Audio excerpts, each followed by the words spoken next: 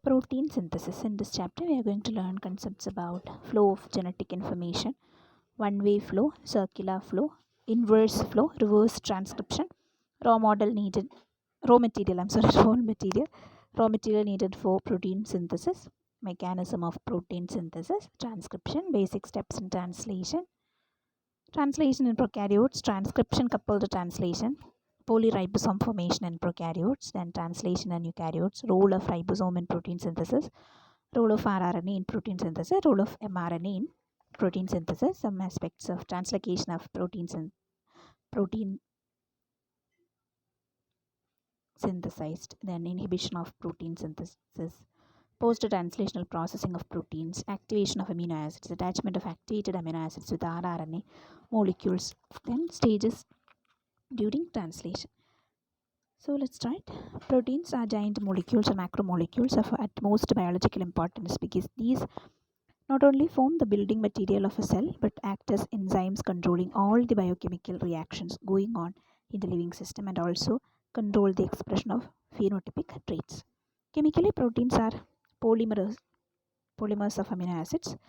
The amino acid molecules are linked together in linear fashion, forming a new polypeptide chain which is long. The adjacent amino acids are joined together by covalent peptide bond towards the carboxyl group of one amino acid and the amino group of the other. Only 20 amino acids are biologically important and participate in the formation of polypeptide chains of proteins, as is evident that there are several thousands of proteins out, only 20 are acidic, and various types of proteins are formed by different arrangement of those amino acids. The changes even in a single amino acid in a polypeptide chain or more than hundreds can destroy or change the function of protein.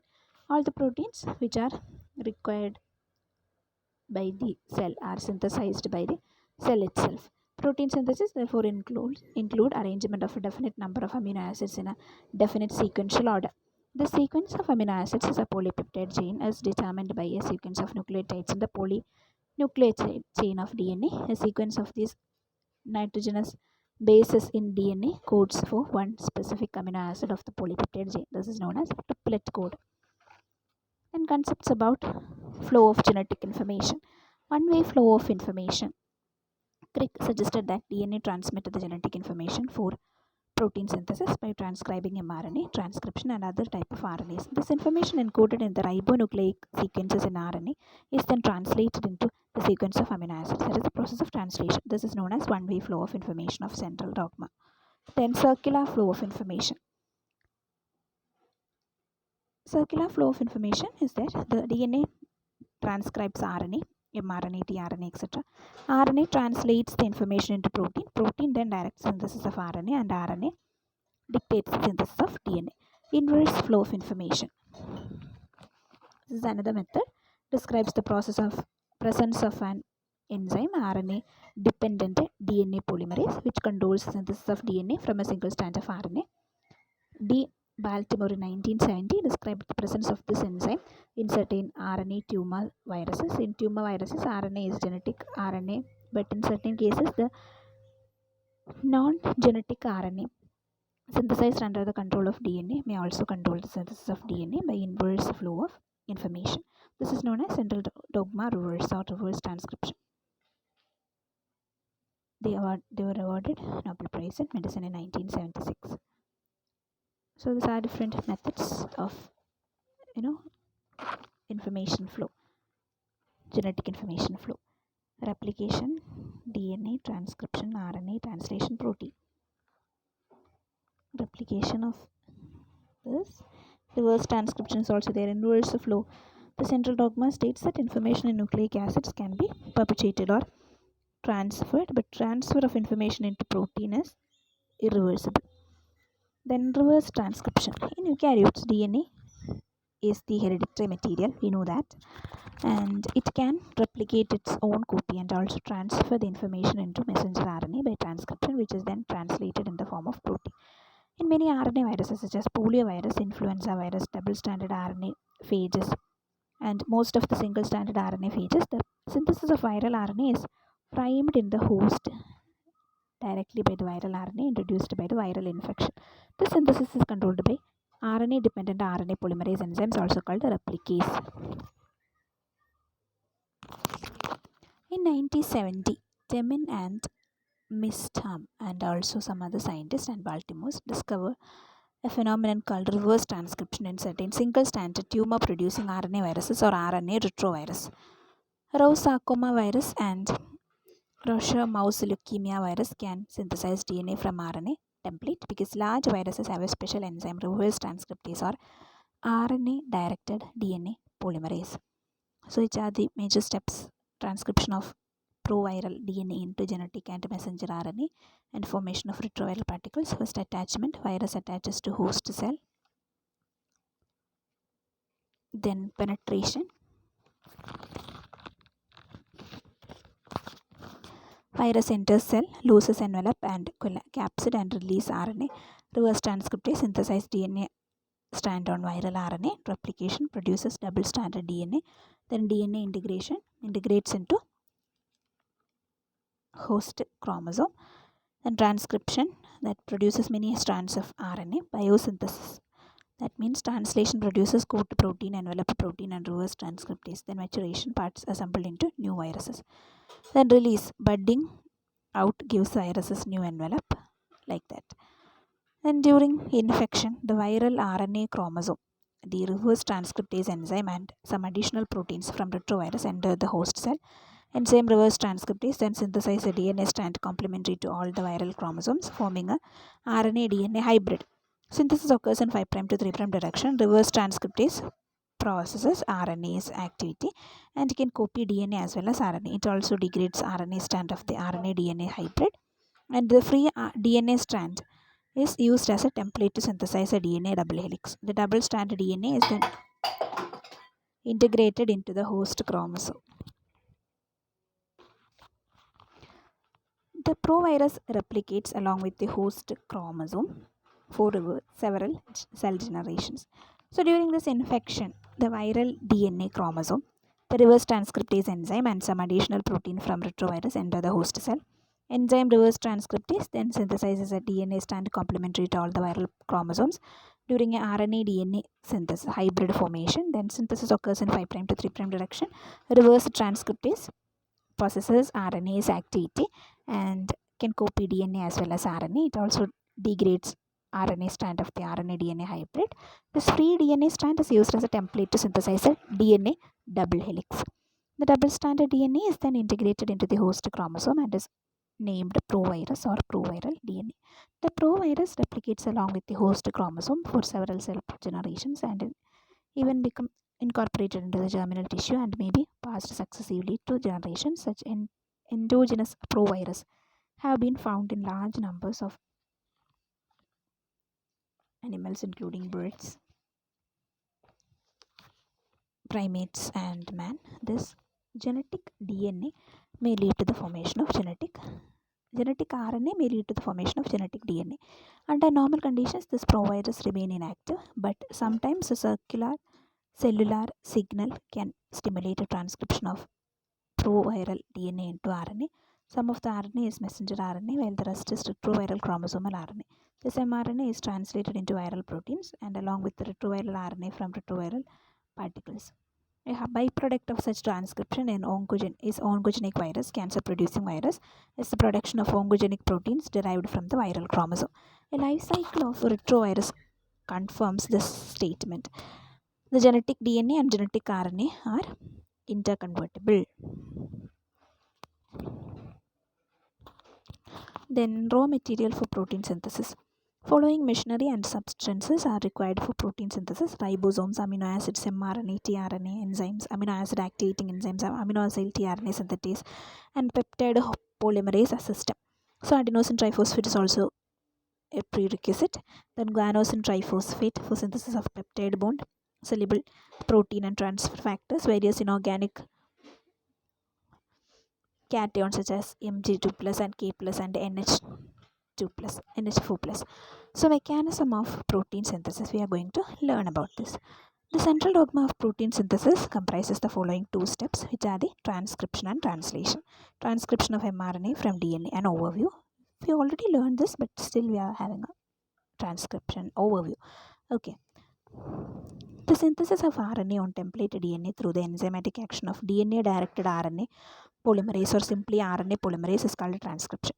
This is the first step of Stendhal dogma. It involves transfer of information from DNA to mRNA. The information encoded in the sequence of DNA are copied into the base sequence in mRNA. Therefore, mRNA is complemented to DNA segment from which is transcribed. Transcription of DNA into RNA needs by complementary base pairing mechanism similar to DNA replication, except that only one of the two strands, 3' to 5' strand, is copied. The detailed process of transcription has been discussed in the previous chapter. We already learned about that. Then translation, assembly of polypeptide chain, an overview.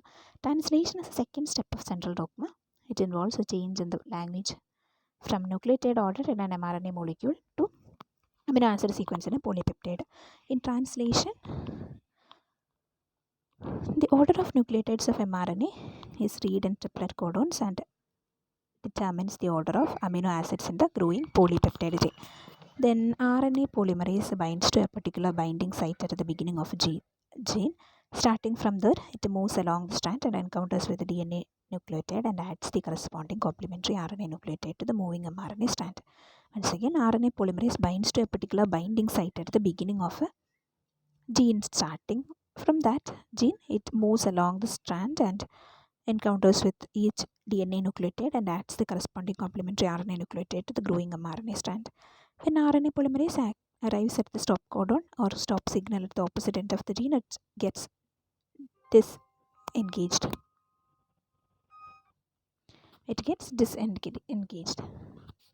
Disengaged.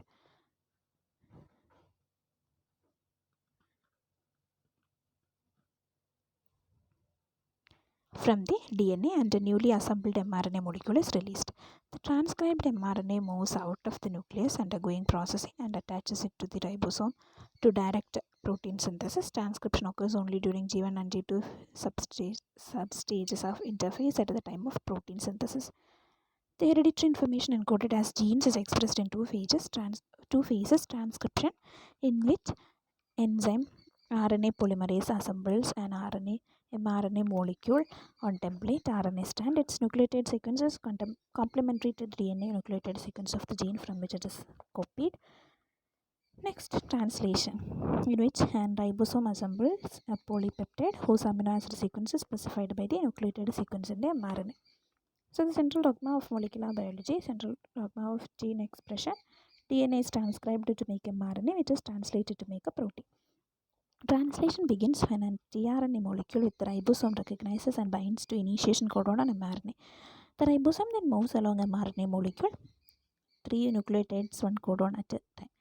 Codon specifies tRNA within its amino acid comes to join the codon mRNA. This is then transferred to the growing polypeptide chain. The ribosome continues and it moves on mRNA, and its polypeptide chain keeps evolving and elonging until ribosome reaches the stop termination codon, which does not code for any amino acid. The ribosome, the polypeptide chain, and mRNA are all set free. The process of translation involves following steps, which are the activation of amino acids, attachment of activated amino acids with tRNA, amino acylation of tRNA.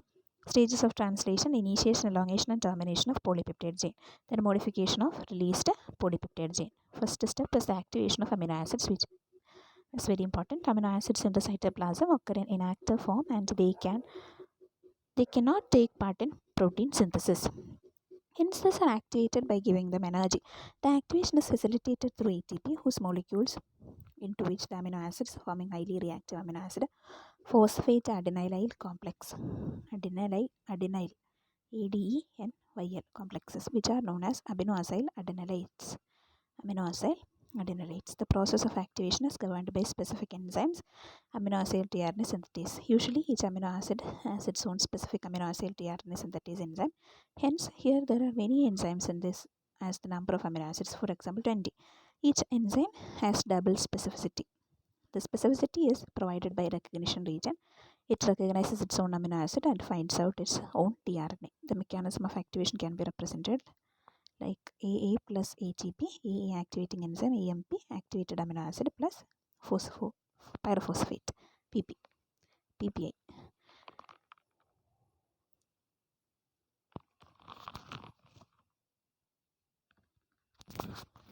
Then amino acyl tRNA synthetase. The enzyme amino acyl tRNA synthetase are required to link amino acids to their cognate tRNA molecules. There are 20 different amino acyl tRNA synthetases in each cell. One of each of these amino acids that take part in protein synthesis, but as many as 60 different tRNA molecules are found in the cell. It means some amino acids have more than one tRNA and only one amino acyl tRNA synthetase for all tRNA of an amino acid. It means the same amino acyl tRNA synthetase enzyme can recognize all the tRNA for the same amino acid in the case there may be more than one tRNA for one amino acid. Different or more than one synthetase are present in the cell for each of those amino acids which are identified or specified by more than one codon. The specificity of amino acyl tRNA synthetase ensures the joining of correct amino acids with each tRNA with a high degree of accuracy. However, wrong pairing of amino acids and tRNA does not occur that much frequently, but does occur because each of these enzymes have to exercise two kinds of specificity. An amino acyl tRNA synthetase has to recognize a proper tRNA and a proper amino acid. Since all tRNA molecules have a very similar primary, secondary and tertiary structure, pairing of enzymes with specific tRNA does go wrong sometimes. The linkage of amino acids with tRNA is through an ester bond and needs energy from ATP. Attachment of activated amino acids with tRNA for formation of amino acyl tRNA, charging of tRNA. The enzyme bound activated amino acids which we just prepared, like the amino acyl adenylase, become attached to the 3' end of their respective tRNA molecule. The attachment is catalyzed by the same enzyme, amino acyl transfer RNA synthetase, that catalyze activation of their amino acids. The product then formed is called amino acyl transfer RNA complex. Amino acyl tRNA, the reaction is under AMP. AA gives AMP plus tRNA forms AA tRNA plus AMP. Okay. It is important to note that particular varieties of amino acids join specific tRNA molecules. This means that for 20 amino acids at least, there are 20 different tRNA molecules and 20 different enzymes. The tRNA charged with this cognate amino acid serves as an adapter molecule for decoding the information on mRNA. Therefore, tRNA is also called adapter RNA. The tRNA with attached amino acids are said to be acylated or charged. The tRNA molecule without an amino acid is uncharged tRNA, while with an incorrect amino acid it is called mischarged tRNA. There are no tRNA for termination codons, and synthesis of polypeptide chain terminates as a codon for which there is no tRNA. Then stages during translation. Process of translation can be separated into the following steps: initiation, elongation and termination. We might have already learned this, but through the process of translation includes the same 3 steps in both prokaryotes and eukaryotes. There are more complex in eukaryotic cells. Therefore, translation in prokaryotes and eukaryotes are discussed separately. First, translation in prokaryotes. Initiation of polypeptide chain in prokaryotes. Formation of initiation complex. Then, in prokaryotes, initiation involves following 4 steps. 3 initiation factors, IFs called IF1, IF2 and IF3, bind to the small subunit of ribosome with GTP attached to IF2. Then initiator tRNA with its amino acid and mRNA binds to the ribosomal subunit. So, translation in prokaryotes, initiation of polypeptide chain in prokaryotes, formation of initiation complex. In prokaryotes, initiation involves following 4 steps. 3 initiation factors, IFs called IF1, 2 and 3. IF1, IF2, IF3 bind to the small subunit of ribosome with GTP attached to IF2. GTP is also there. Then initiator tRNA with its amino acid and mRNA binds to the ribosomal subunit. Initiator tRNA with its amino acid and mRNA binds to the ribosomal subunit. In E. coli and other bacteria, the initiator tRNA is called formylatable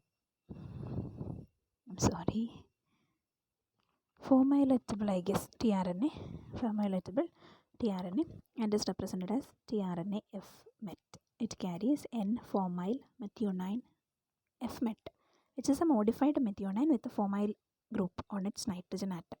So, requirements for initiation. The initiation of polypeptide chain synthesis requires Associated ribosome subunit 30S and 50S, mRNA to be translated, protein initiation factors are IFs, GTP, the initiator tRNA with initiation amino acid, then formilatable tRNA with N-formyl methionine. The complex is represented as FMET tRNA. FMET will be there.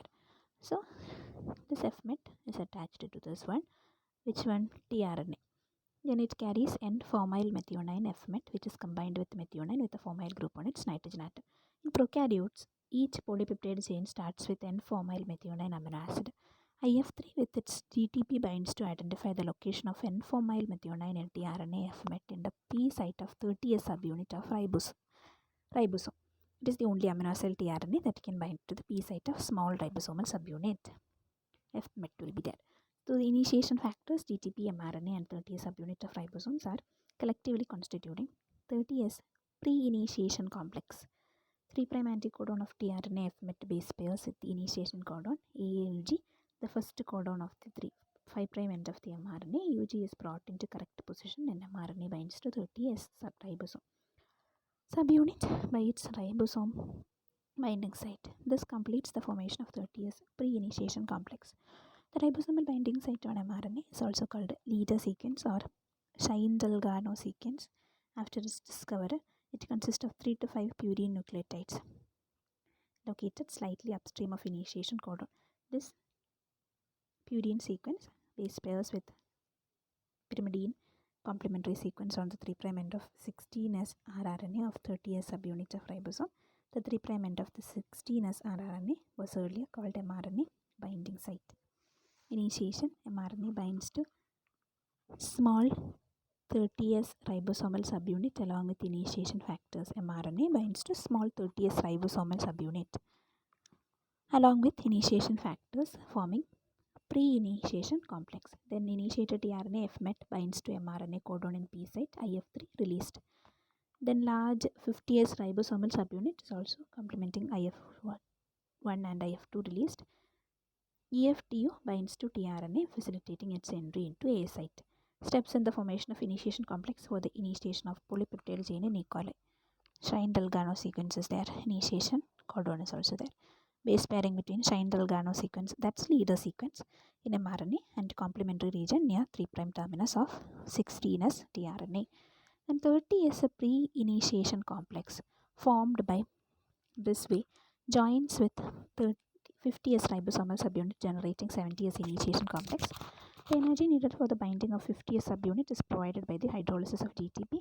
Mg2 plus ions are required during this process. The entire process of polypeptide initiation in prokaryotes can be represented like this.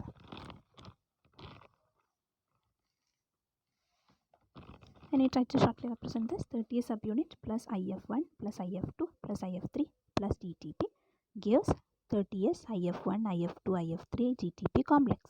Then 30S IF1 IF2 IF3 GTP complex plus FMET tRNA FMET plus mRNA gives 30S pre-initiation complex plus IF3 and IF1. Last step, 30S pre-initiation complex plus 50S subunit gives 70S initiation complex plus IF2 plus GDP plus PI. So 30S subunit plus FMET tRNA FMET plus mRNA plus 50S subunit plus GTP gives 70S initiation complex plus GTP plus PI. When 50 subunits of ribosome joins with the 30S pre-initiation complex, the FMET tRNA FMET occupies its P site. This enables the pairing of FMET tRNA anticodon with AUG initiation codon in mRNA. Thus, the reading frame is defined. An elongation of polypeptide chain. After the formation of 70S mRNA FMET tRNA FMET complex, the elongation of polypeptide chain begins by the regular addition of amino acids in following steps. Binding of AA tRNA at site A of largest subunit of ribosome. The largest subunit of each ribosome has two slots for the attachment of two molecules of tRNA. These two are called P site, peptidyl or donor site, and A site, amino acyl or acceptor site. The incoming amino acyl tRNA complex AA tRNA attaches to the acceptor site and base pairs with tmRNA codon represent in the ribosome A site. In the first round of elongation, the codon in A site is the one immediately next to the start codon. It receives the second amino acid tRNA. The tRNA carrying peptide chains shifts to the peptidyl or donor site. FMET tRNA, FMET attaches to the P site. The binding of new amino acid tRNA needs two elongation factors or EFs, namely EFTU and EFTS. The required energy is provided by hydrolysis of 2-GTP. Which are the two elongation factors? Initiation factors we learned earlier. This is about elongation factors. Elongation factors are many kinds. Then EFTU and EFTS, these are mentioned here. The required energy is provided by the hydrolysis of 2-GTP. EFTU is a dimer of two proteins, each of which binds to 1-GTP. So EFTU conveys amino acyl tRNA to A site and is released after the transfer of amino acyl tRNA. EFTU generates EFTU GTP, 2-GTP for the next amino acyl tRNA. So these elongation factors are also there, namely EFTU and EFTS. The required energy is provided by the hydrolysis of 2-GTP. Then the amino acyl tRNA binding sequence can be summarized as follows, like EFTU plus 2-GTP plus AA tRNA gives EFTU to 2-GTP AA tRNA complex. This EFTU 2-GTP AA tRNA complex plus 70S complex of this. Okay. Then EFTU 2-GDP, EFTS, EFTU plus 2-GTP plus 70S complex plus tRNA 2-GTP gives 70S complex plus AA tRNA plus 2-GTP plus 2PI. That is the formation of peptide bond. Then with FMET tRNA, now at the P site and second amino acyl tRNA at A site, a peptide bond formed between carboxyl group of FMET amino acid from the peptidyl tRNA and amino acid NH2 plus of amino acid from amino acid tRNA and of site A. As a result, two amino acids are now attached to the second tRNA present at A site. Okay. So which are the processes? Second charged tRNA occupies A site and binds to second codon of mRNA. Binding is facilitated by EFTU. First elongation step of mRNA commences. And peptide bond forms between two amino acids. Dipeptide attached to second tRNA. Free uncharged tRNA moves to A site. And then out of ribosome, vacating the first binding site. The ribosome on mRNA has shifted by 3 bases. EF3 facilitate the translocation step. tRNA dipeptide translocated to peptidyl site on ribosome. First elongation step completed and second binding site vacated for third amino acid. Peptide formation is catalyzed by peptidyl transferase. It is an enzyme actively present in 23S rRNA of large ribosomal subunit. This 23S rRNA is a ribozyme. And the energy of peptide bond formation is provided by the hydrolysis of high energy ester bond by which FMET was attached to its tRNA.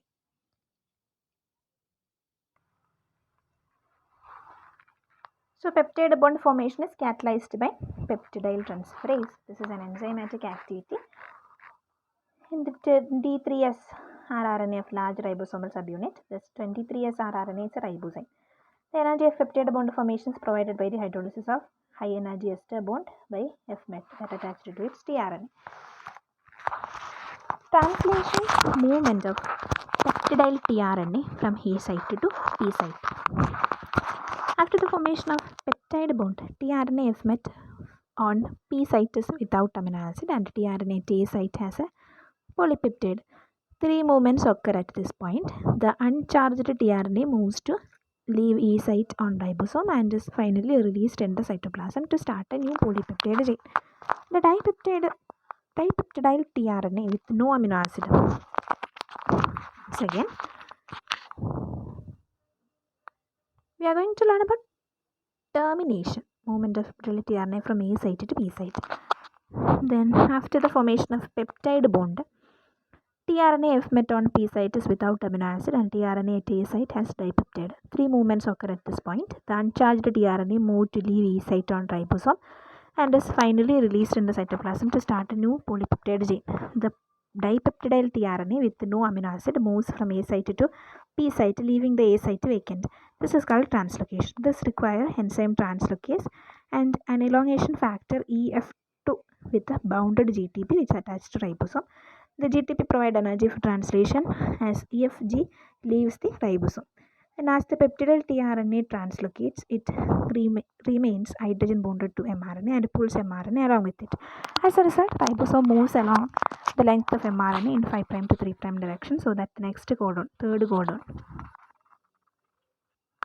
Once again, I am going to explain this. After the formation of peptide bond, tRNA F met on P site is without amino acid and tRNA at A site has a dipeptide.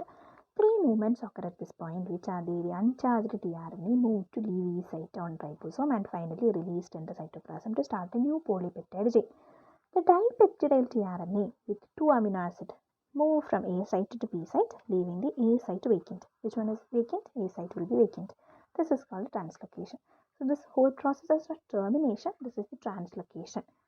As the movement of peptidyl tRNA from A site to P site. Translocation. This requires enzyme translocase and an elongation factor EFG with a bound GTP which attaches to ribosome. The GTP provides energy for translocation and release ribosome. As the peptidyl tRNA translocates, it maintains hydrogen bonded to mRNA and pulls mRNA along with it. As a result, ribosome moves along the length of mRNA in 5' to 3' direction, so that the next codon, third codon on mRNA is available at A site to receive next amino acid tRNA having correct anticodon.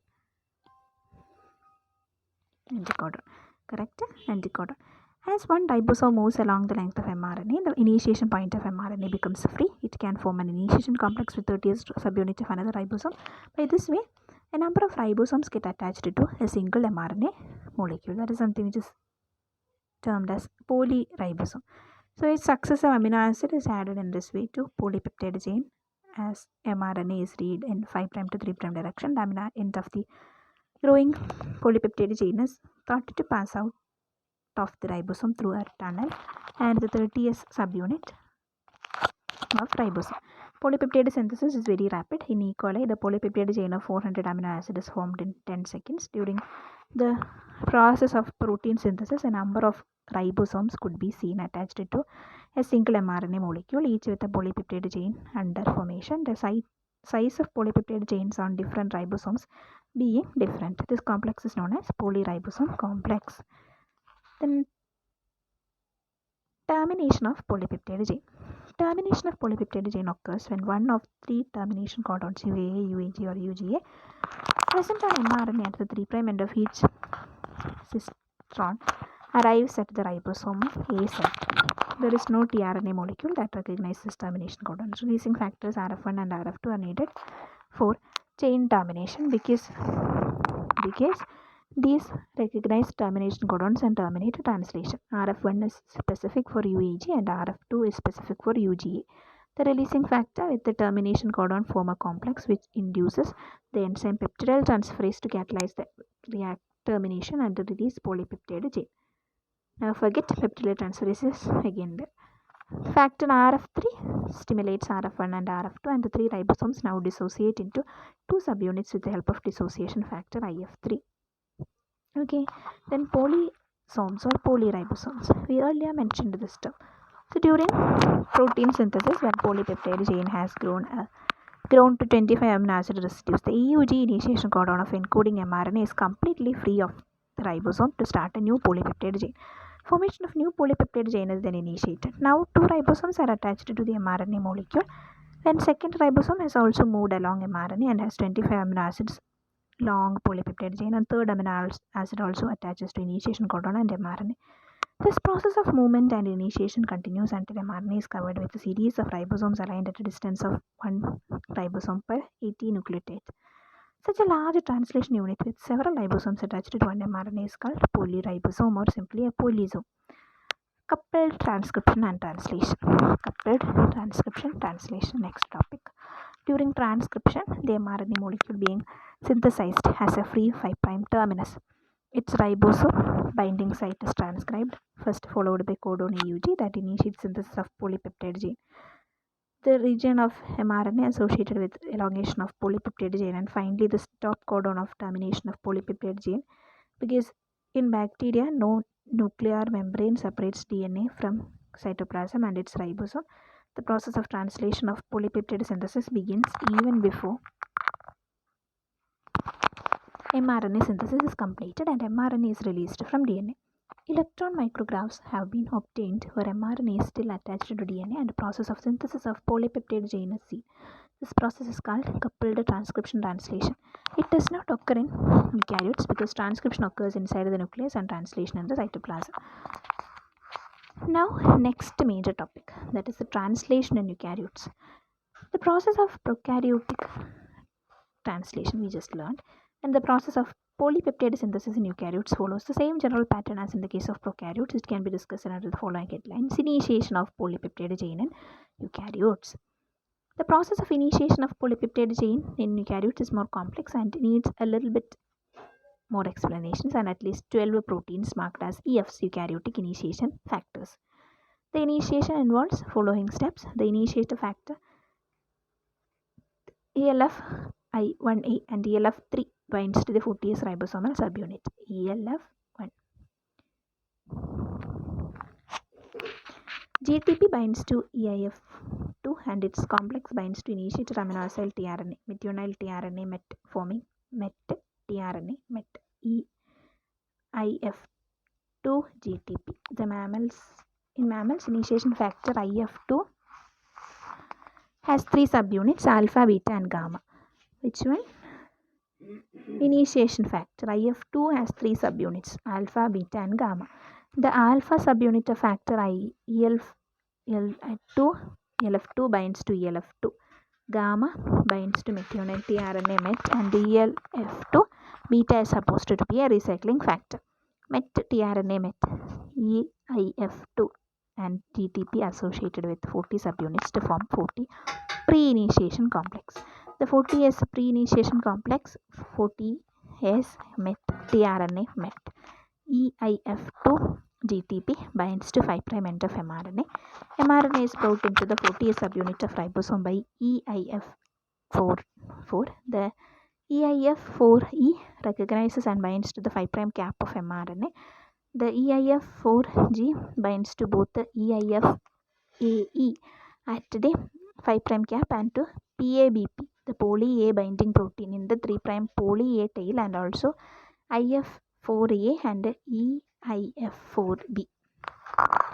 The small amount of 40S ribosome with initiation met tRNA met plus EIF2 alpha plus GTP slides along the mRNA to reach initiation codon AUG and gets associated with 40S subunit of ribosome.